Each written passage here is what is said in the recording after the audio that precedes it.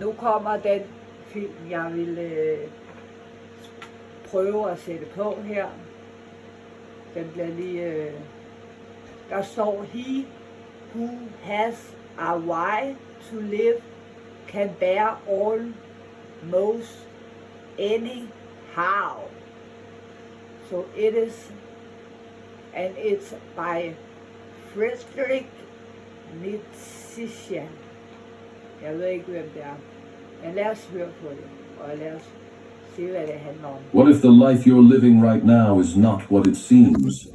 What if your beliefs, desires, and struggles are not truly yours, but programmed into you since birth? We go through life following routines, chasing dreams we were told to have, fearing things we were taught to fear, and yet something inside us whispers that there's more. Have you ever felt that? I have not seen it A strange before, sense that something isn't quite right, that maybe, just maybe, you've been walking through a dream without realizing it. Most people never question the world around them. They wake up, go to work, follow the same patterns, consume the same information, and accept it all as reality. But what if this reality was carefully constructed, not to empower you, but to keep you controlled? You were handed a script from the moment you were born. Go to school, get a job, work hard, retire, die. Somewhere along the way, they promise you happiness. But have you ever noticed that it always seems just out of reach? Always one step away. This is not by accident. The greatest minds in history, sages, philosophers, mystics, have all pointed to a hidden truth, one that has been buried, ridiculed, and erased from mainstream thought. Why?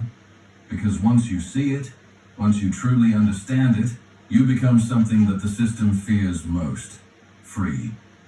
I need you to stay with me, because what we're about to explore will shake the foundation of everything you've been told. It may feel uncomfortable at first, even unsettling, but on the other side of that discomfort is something extraordinary. A level of understanding that has the power to transform your entire existence. The first step is recognizing that the world is not as solid as it appears. Everything you assume to be true, your identity, your purpose, your limitations, has been shaped by external forces. Your mind has been programmed since childhood, molded by parents, teachers, media, and society. And yet, despite all of this conditioning, there is something deeper within you, something untouched, a part of you that knows the truth, even if you've forgotten it. The question is, are you ready to remember? This journey will take us through hidden wisdom, ancient texts, and modern revelations that bridge science and spirituality. We will expose the illusions that keep you trapped and uncover the secrets to breaking free. But be warned, once you see the truth, you can never go back. The comfortable lies will no longer satisfy you. The distractions of the world will lose their grip. But here's the most important thing to understand. Simply knowing these truths is not enough. Knowledge without action is meaningless. The real transformation happens when you apply what you learn, when you stop living on autopilot and start living with full awareness. So, are you ready to question everything? Are you willing to step beyond the veil of illusion and see reality for what it truly is? If you are, then let's begin. But let's start here. Like it. The Grand Illusion, Unpacking Reality. Everything you've been told about reality has been shaped by others. Your beliefs about success, happiness, and even your own identity were not created by you. They were handed down, ingrained into your subconscious by a system that benefits from your unquestioning acceptance. But here's the real question. What is reality? Is it what we see, touch, and hear? Or is there something beyond the surface, something hidden just beyond the edges of our perception? Since the dawn of time, the greatest minds have questioned the nature of existence. Pythagoras, often remembered for his contributions to mathematics, saw numbers not just as tools for calculation, but as the very structure of reality itself. To him, the world was not random, but an intricate mathematical design, one that hinted at a deeper order beyond what the eyes can perceive. What if everything we experience is simply a fraction of a grander design, like shadows on a cave wall, reflections of a truth too vast for the mind to grasp? The Taoist text. The Chuang Tzu tells the famous parable of a man who dreams he is a butterfly, floating effortlessly through the air. But upon waking, he is struck by a chilling realization. How does he know he is a man who once dreamed he was a butterfly? What if he is actually a butterfly, now dreaming that he is a man? This question is not just a riddle. It is a direct challenge to the assumptions we make about reality. What if our daily lives, our ambitions, and our struggles are all part of a grand illusion? What if the reality we hold so tightly is no more solid than a passing dream? Modern neuroscience suggests that our experience of the world is largely constructed by our brains. The colors we see, the sounds we hear, the time we perceive. These are not absolute truths, but interpretations. Our minds filter reality, shaping it based on past experiences and learned beliefs. What this means is shocking. We do not see the world as it is. We see it as we have been taught to see it. If this is true, then how much of your life is being lived on autopilot? How many of your thoughts are truly your own? And how many were installed into you by a culture designed to keep you compliant? This is the grand illusion, the carefully crafted experience that makes you believe you are free while keeping you bound by invisible chains. But there is a way out. The moment you begin to question, the illusion starts to crack.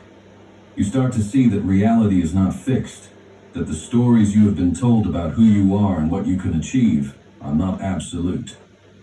You begin to glimpse a truth that has been hidden in plain sight, that real freedom does not come from following the rules of the system. It comes from seeing through them. The greatest sages have always known this. They understood that to awaken, one must first recognize the dream. That is your first step, because once you see the illusion, you can never unsee it. How the mind enslaves. Patterns and conditioning.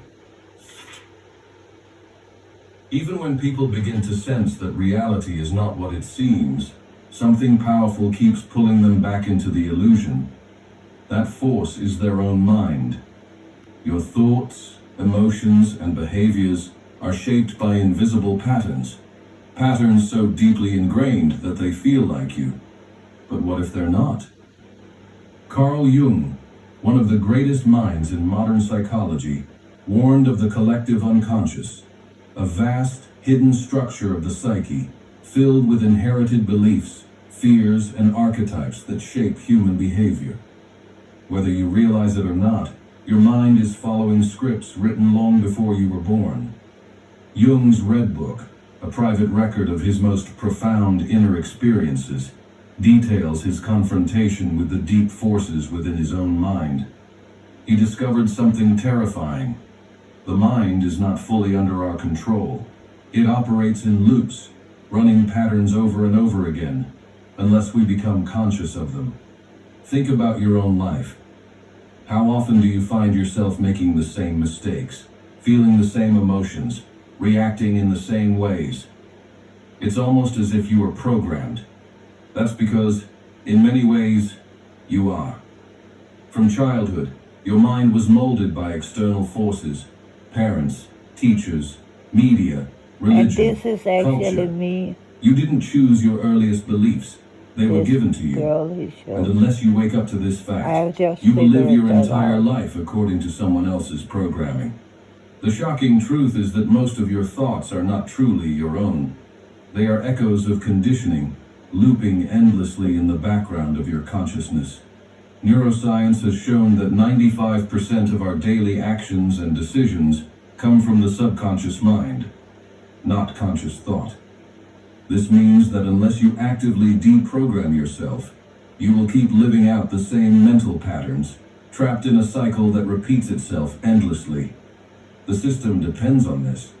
The world you live in is structured in a way that exploits your unconscious patterns. It knows that if you feel insecure, you will buy more. If you feel afraid, you will seek authority to guide you. If you feel inadequate, you will chase external validation. And so, the system feeds your mind distractions, insecurities, and fears, keeping you in a mental prison where you believe you are free, yet your every move is predictable.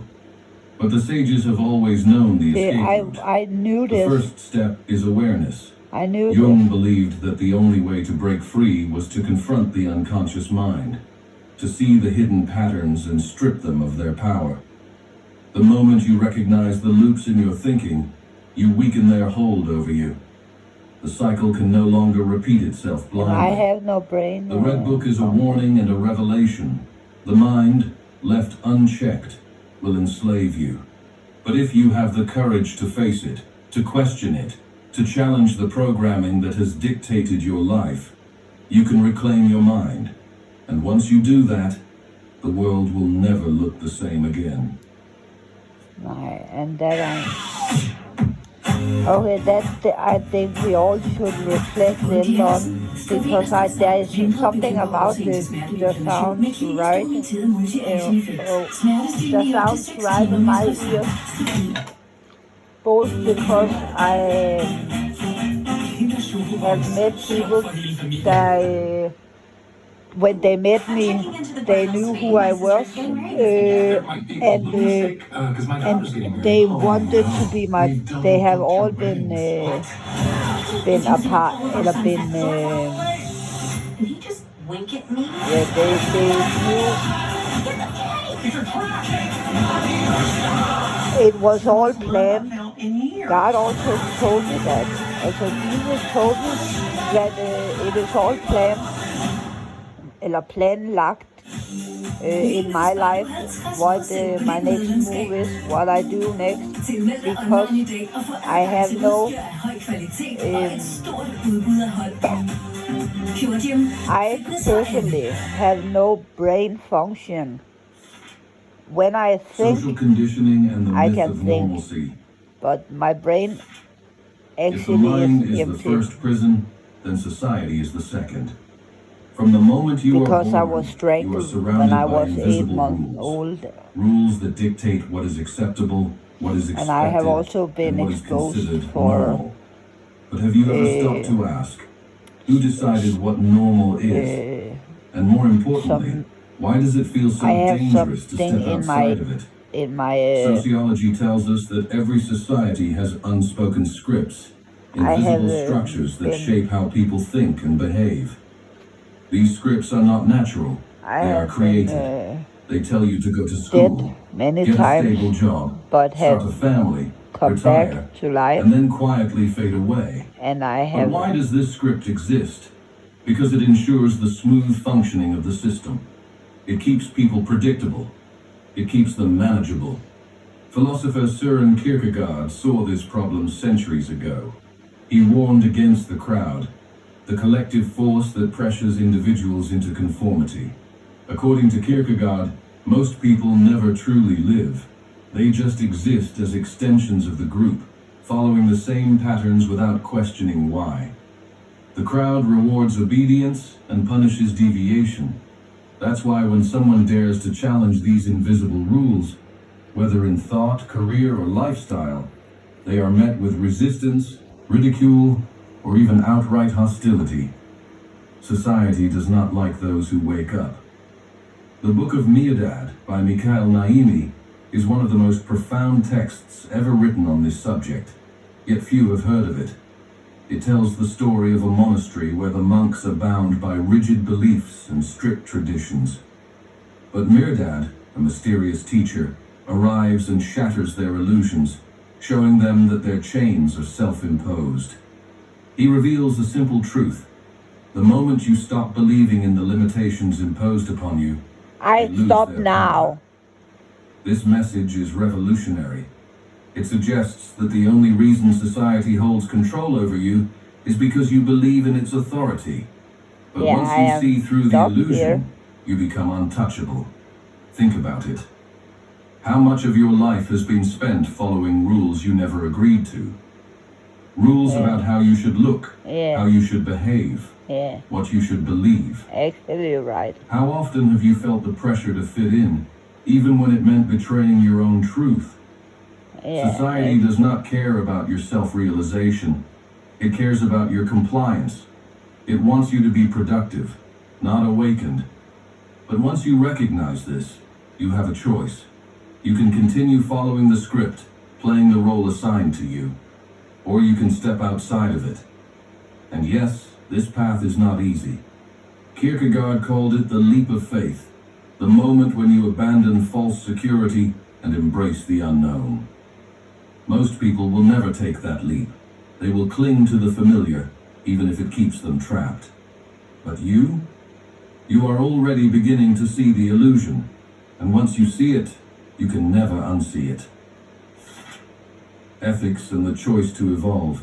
Is it Recognizing the illusion is one thing, escaping it is another.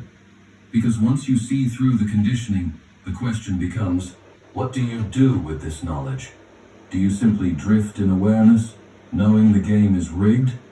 Or do you take responsibility for shaping your own reality? The answer to that question determines everything. The great sages have always taught that breaking free from the matrix is not just a matter of intellect, it is a matter of ethics. To see the illusion but continue playing by its rules is self-betrayal. True awakening requires action, and action demands moral courage. The world does not change unless individuals make a conscious choice to evolve beyond their programming. But here's where things become difficult. Stepping outside of the system means facing resistance, not just from society, but from within yourself. Prophet Muhammad, peace be upon him, spoke of jihad an-nafs, the struggle against the self. Many misunderstand this concept, but at its core, it is the battle to overcome your lower nature. The fears, the insecurities, the conditioning that keeps you small. It is the fight to rise above laziness, ignorance, and self-deception. And make no mistake, it is a fight. Because the mind clings to comfort, and the system thrives on your reluctance to change. Mansur al-Hallaj, a 10th century Sufi mystic, took this idea even further. In Kitab al-Tawasin, he describes the path to truth as one of self-purification, where everything false must be stripped away. Hallaj paid the ultimate price for his teachings. He was executed for declaring his unity with the divine. His story is a powerful warning. The moment you step beyond the boundaries of accepted thought, the world will try to silence you. Yeah, I don't. But the real danger is not external. The real danger is choosing to remain asleep out of fear. I pray. Ask yourself, how often do you hold back your truth to avoid discomfort? How often do you ignore your inner knowing just to fit in? Every time you do this, you reinforce the illusion. Every time you choose comfort over courage, you give your power away. The system does not need to control you directly. It only needs to make you afraid of standing alone. But here's the secret. I'm not afraid. Once you embrace the responsibility of shaping your own existence, the illusion loses its grip. You begin to see that morality is not about blind obedience to external rules. It is about living in alignment with your highest self. Ethics in its truest form is not about what is legal or socially acceptable. It is about integrity, the commitment to truth, even when it is inconvenient. This is the real test. Because awakening is not a passive experience. It is an act of defiance. It is the refusal to betray yourself, no matter the cost. And once you make that choice, you stop being a prisoner of the system. You become something else entirely, something free. Transforming inner beliefs, the subconscious factor. I think we should stop here. If you want to see the next of this episode, I can then write to me on my number on WhatsApp. It is 92149244, maybe 45 plus 45 and my number in WhatsApp, or you can write simply in the comments part 2 of, shall we call it, transformative inner belief, eller skriv subconsciousness part 2. If you want to see it, yes, then you write to me, yes, subconsciousness part 2. But I have to go now. See you. Have a great day.